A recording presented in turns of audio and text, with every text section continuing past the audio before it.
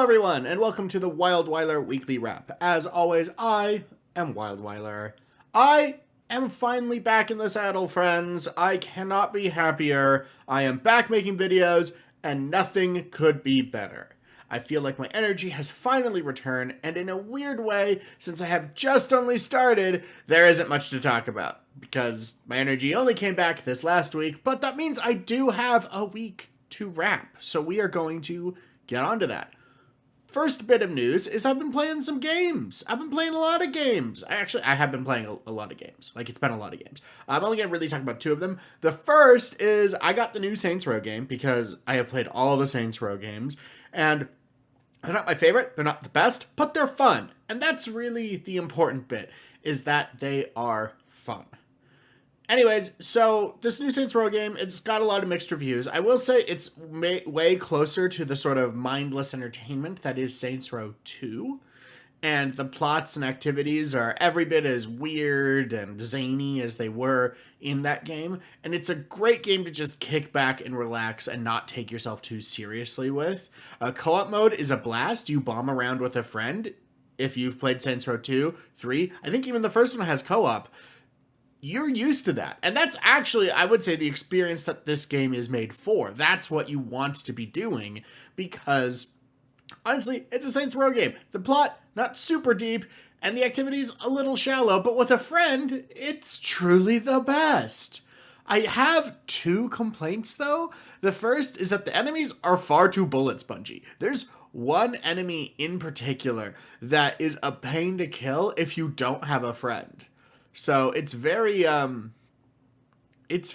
weird, and that enemy in particular kind of just brings combat to a standstill, as does the bullet spongy nature of the enemies.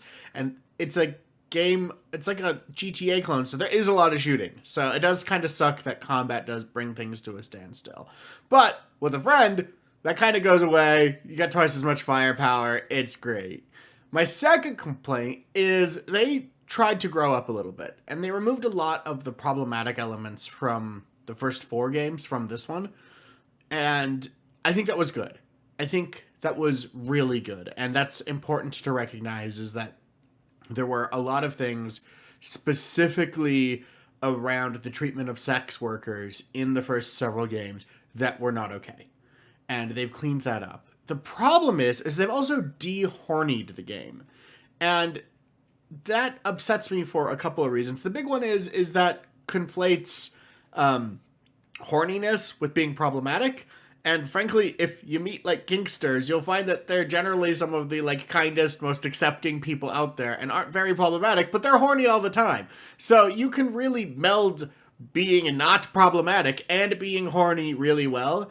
And honestly, anybody who had a problem with the name that the car customization shop in the first couple of games was Rim Jobs, and they thought that was the thing that needed to be removed, probably shouldn't be taken seriously. Because like I said, there was a lot of discussion about particularly women and sex work that was removed, and the game is better for it. But we could have left in like the giant dildo bat and the jokes, that didn't hurt anybody. And so it's sad to see that they've thrown a little bit of the baby out with the bathwater, because that's honestly one of the like real criticisms that you could have of the GTA series, is that it's adult, but it's what a 13-year-old thinks an adult is.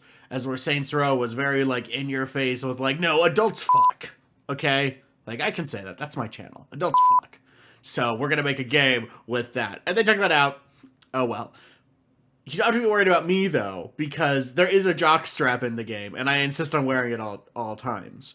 So your reward for listening to me talk about this is this little clip show I put together of my character doing weird things in a jockstrap.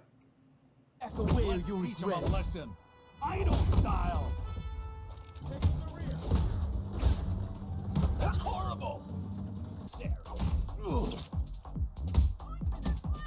I won't underestimate you.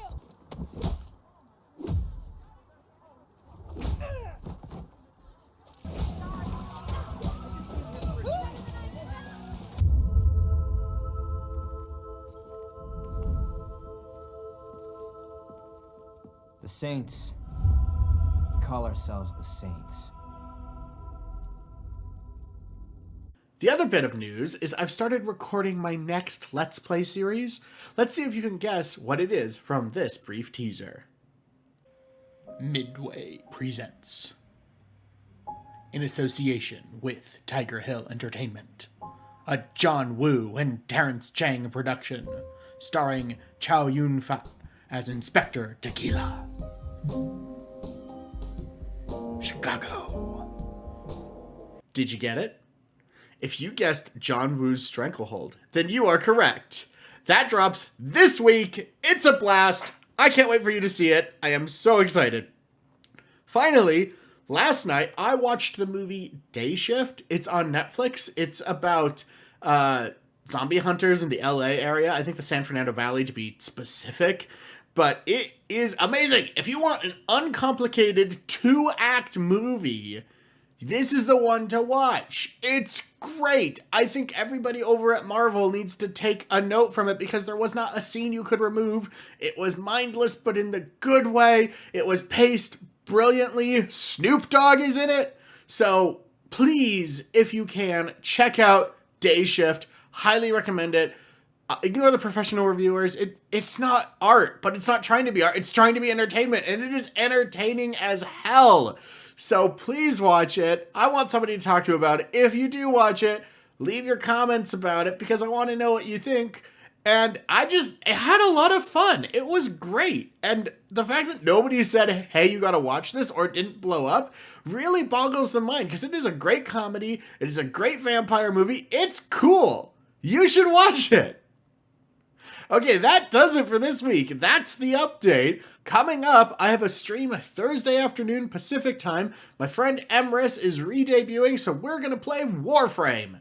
That's right, I have to learn how to play Warframe. So stay tuned for that. On YouTube this week, the first episode of Stranglehold comes out, so please, please tune in for that. I am back. I am excited. I love you all. I will see you soon. Have a great week. Bye-bye.